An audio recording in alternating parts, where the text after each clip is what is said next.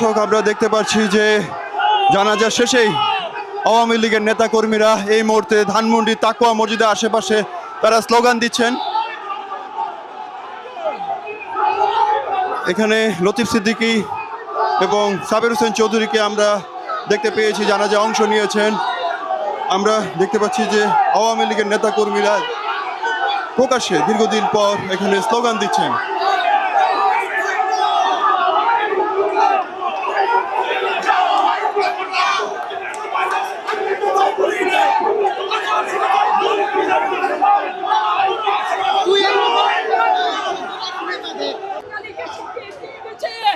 কিভাবে দাঁড়াতে হবে?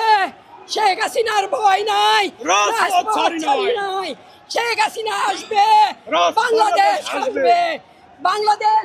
দর্শক জানাজার নামাজ শেষ হওয়ার পরপরই কিন্তু গোটা এলাকায় আমরা দেখতে পেলাম হঠাৎ করে কিন্তু স্লোগান এবং বিপুল সংখ্যক আওয়ামী লীগের নেতাকর্মীরা কিন্তু এখন অবস্থান নিয়েছেন।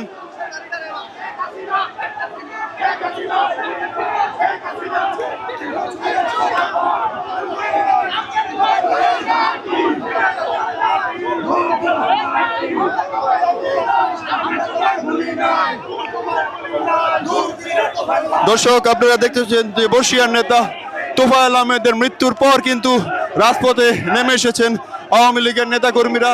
এই মুহূর্তে তারা তাকওয়া মসজিদের সামনে কিন্তু স্লোগান দিচ্ছেন। আমরা দেখতে পাচ্ছি যে আইন শৃঙ্খলা বাহিনীর সদস্যরাও কিন্তু এখানে আমরা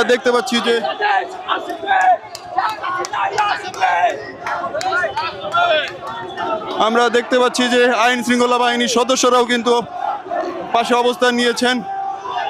দীর্ঘদিন পর গত 2 বছর পর আমরা কিন্তু দেখতে পেলাম যে আওয়ামী লীগের নেতাকর্মীরা গত 24 সালের 5 আগস্টের পরে প্রথমবারের মতো আমরা দেখলাম যে এত বিপুল সংখ্যক নেতাকর্মী রাজপথে এসেছেন।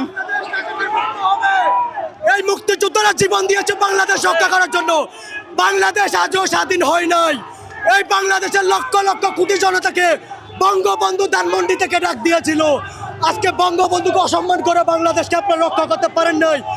এই বাংলাদেশ বঙ্গবন্ধুর নেতৃত্বে আবার রক্ষা হবে। মুজিব আদর্শের সৈনিকরা এই দেশকে আবার রক্ষা করবে।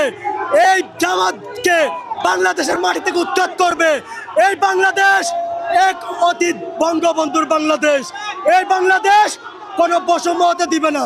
শেখ হাসিনা সরকার বাংলাদেশে আবার দরকার, আবার দরকার। শেখ মুজিবের স্মরণে, তোফায়েল ভাইয়ের স্মরণে